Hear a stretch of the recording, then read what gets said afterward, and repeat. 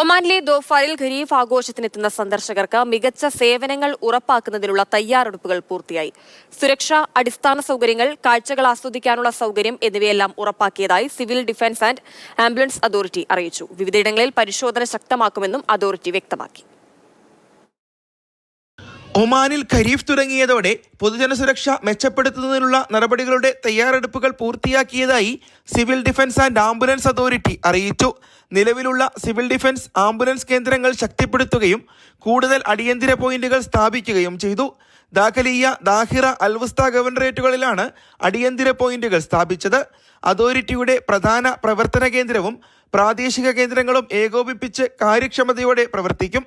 അപകടരഹിത ഖരീഫ് സീസണിനു വേണ്ടി സുരക്ഷാ മാനദണ്ഡങ്ങൾ പാലിക്കാൻ സന്ദർശകർ ഉൾപ്പെടെ എല്ലാവരും തയ്യാറാകണമെന്നും അതോറിറ്റി അഭ്യർത്ഥിച്ചു. സ്ഥാപനങ്ങളും കമ്പനികളും വസ്തു ഉടമകളും സൗകര്യങ്ങളുടെ പതിവ് അറ്റകുറ്റപ്പണികൾ നടത്തി പ്രതിരോധ നടപടികൾ സ്വീകരിക്കണം. പരിശോധനകൾ ശക്തമാക്കുമെന്നും ലംഘനങ്ങൾ കണ്ടെത്തിയാൽ നിയമ നടപടികൾ നേരിടേണ്ടി വരുമെന്നും അതോറിറ്റി മുന്നറിയിപ്പ് നൽകി.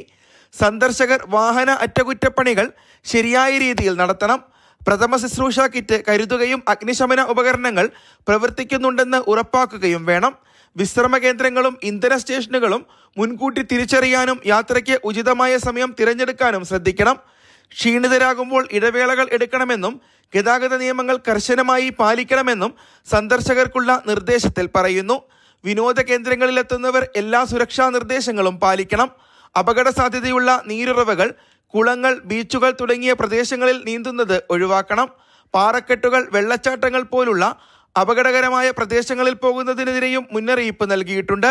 കുട്ടികളുടെ സുരക്ഷയിൽ ശ്രദ്ധാലുവായിരിക്കണമെന്നും അതോറിറ്റിയുടെ മുന്നറിയിപ്പിൽ പറയുന്നു. Mathrubhumi news, Salalah.